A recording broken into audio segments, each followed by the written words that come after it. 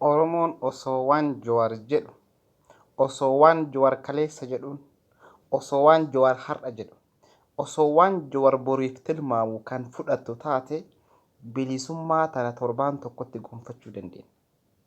Gaafa Jawar gadi bahee Dr. Abiyyiin paarlamaa keessatti hin filatina, Dr. Abiyyii fi Abbaa Duulaa Lammataa of course gara mana hidhaa galuu qaban jedhee gaafa inni lolu Oromoon hundi diddee hundi isaanii Oromoodha jechaa turre jechaadha. So ammallee karaan nu baasu, ammallee karaan Oromoo baasu Jawariin qofa ta'uu viidiyoo inni bara 2017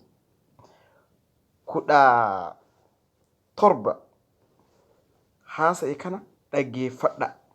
2018 of course inni haasa'e kana dhaggeeffadha. Dr. Abiy Ahmed biyya tanaaf hin ta'u iccitii hedduu jira na amanaa Oromoo gaafa inni jedhe san dhaggeeffadha. Har'a garuu namni hedduun akka waan Jawar balleessaa qabu warri gootan viidiyoo kana ragaa isiniita seenaaf ol kaawwadha hundi keessa. Kunoo viidiyichis akkana jedha, nama hundaafuu sheer godha isiniin jenna. Kumsa keenya itti himnee jira irran deebi'a. OPDOfis, IHADEGifis, Oromiyaafis, Itoophiyaafis madaalli kamiinuu yeroo ammaatti namni ta'u Lammaa Magarsaa qofa.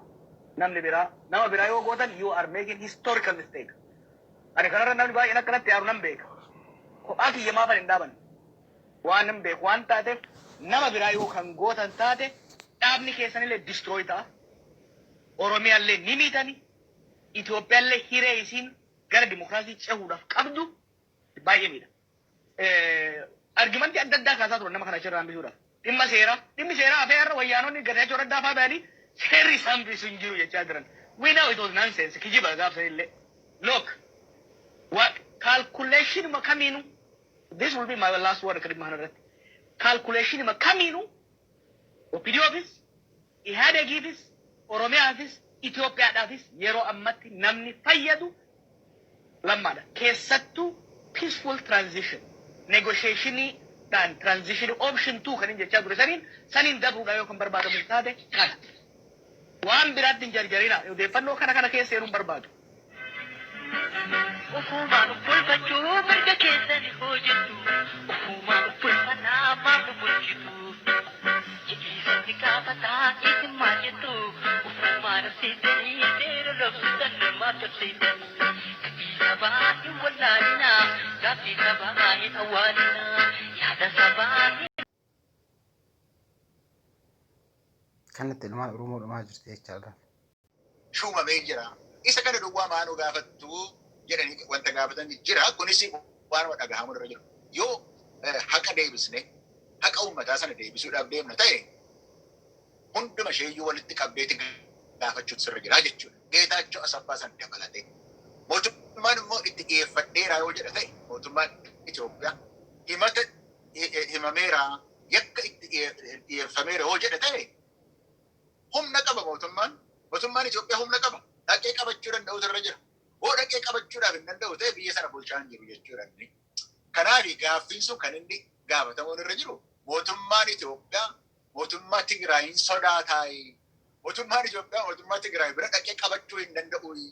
Kanaaf rakkoon isaa garuu tokko irratti quba qabaniititi rakkoo jiru amma kan kaleessaa duwwaatu ta'in kan kanaas argan gochaa jiru isaani jedhanii kan ofii isaanii dhokfatanii muummichi ministeeraa kun kan Itoophiyaa kun waan inni hojjete beennaa nama akka inni qabsiise beennaa isa hojii kan iccitii insaa irratti baataa ture beennaa isaanumtuu waan itti gaafatamanii kan biraatu itti gaafatamuutu irra jira jedhanii rakkataa jiru. Yoo namichi Geetaachoo Asaffaa kun waan inni godhe akka himatanii jiranitti himannaa sana waraantii qabu yoo ta'e isa qabatanii dhaqanii qabachuutu irra jira. Kun ishuu ta'ee anaafati waan irratti dubbatu. Kana keessatti yaada akkasiitti calaqqa. Peejii 52 yoo afaan Oromoo ilaaltan Itoophiyaan tuni addunyaa kanarraayyuu yeroo hedduu hariiroo isii danguttee turteetiin jettee akka samra kogee seentee waan jedhu jira. So this shows the Ethiopia that Prime Minister Abiy has in his mind is Gibbon's Ethiopia. Ati OLF kees gaaf jirtu iduun Itoophiyaa kanaan lolte amma kamii wal taraaramuuf deemtaa?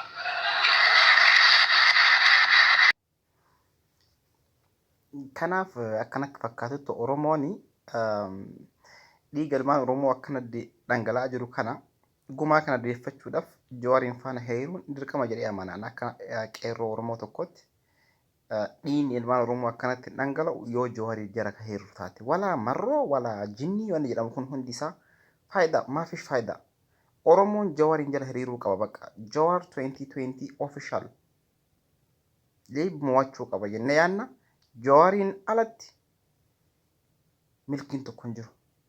Jawaar kompiitara tokkicha qabatee waggaa 3 keessatti biyya tana jijjiiree kan inni godhe amma yoo biyya keessa galee taa'ee hojjetee isa faana taanee kan hojjennu taate biyyattii tana filannoo kanaan qofa injifachuu dandeenya. Uummanni Oromoo dhibbaan dhibbata isa duuba jira waan taateef. Kanaaf viidiyoo kana hundi keessa waliif dabarsaa.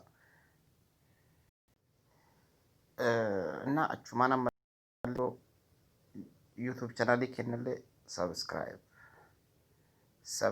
asuma dhuftanii qeerroo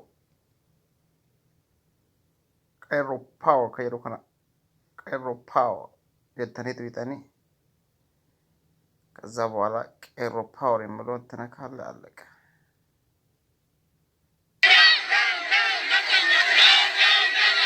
ቄሮ ፓወር ከሆነ ሰብስክራይብ ቦታቻ ሰብስክራይብ ቦት hundi keessanuu subscribe gootan jechaadha. Qeerroo power jedha. Qeerroo power dhuftanii asuma subscribe jettu tana subscribe tana tuwitan jechaadha. Sigalee viidiyoo hammatee tokko gadhiisuu eegallee jirra. Kanaaf hundi keessan akkasii subscribe godhaa isiniin jenna.